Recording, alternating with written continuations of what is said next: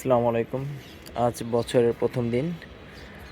নতুন একটা কাজ করতে আসলাম আমরা। একটি এসিটির ব্র্যান্ড হচ্ছে অ্যাপোলো 1.5 টন।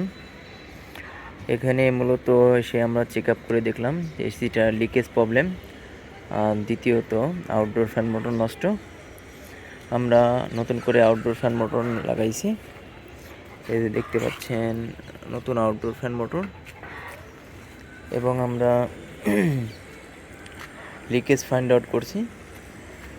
লিকেজ পাওয়া গেছে, এই কারণে আমরা পুরোপুরি কন্ডেন্সারটাকে খুলে নিয়েছি।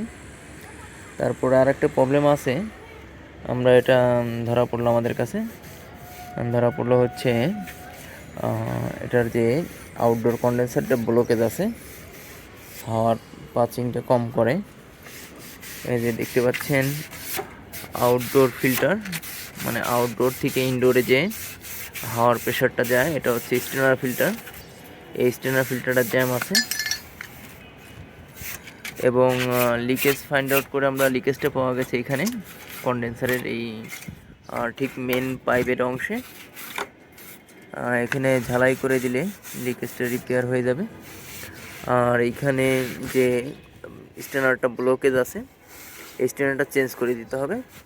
তা আমরা সাথে করে স্টেনার নিয়ে আসছি। স্টেনার ফিল্টার চেঞ্জ করে দিলেই হয়ে যাবে। দেখতে পাচ্ছেন এটা হলো স্টেনার ফিল্টার। এই স্টেনার ফিল্টারটা আমরা এখানে লাগিয়ে দেব। এখানে এটা ফেলে দিয়ে নতুনটা লাগিয়ে দেব। এরপরে এটার উপরে ক্যাপিলারি পাইপ জয়েন্ট হবে এবং ঝালাই হবে,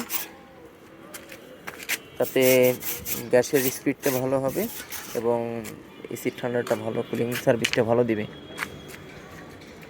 এখানে আরেকটা এসি আছে, এটা টোটালি ড্যামেজ।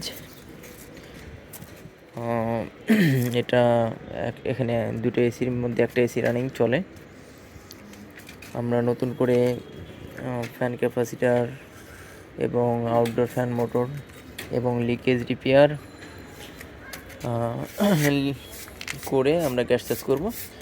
এই ব্যাকআপ মেশিন দিয়ে আমরা প্রেসার করার পরে লিকেজটা ফাইন্ড আউট করতে পারছি, যে কোথা দিয়ে লিকেজ হচ্ছে, কোথা দিয়ে গ্যাস বেরোয় যাচ্ছে।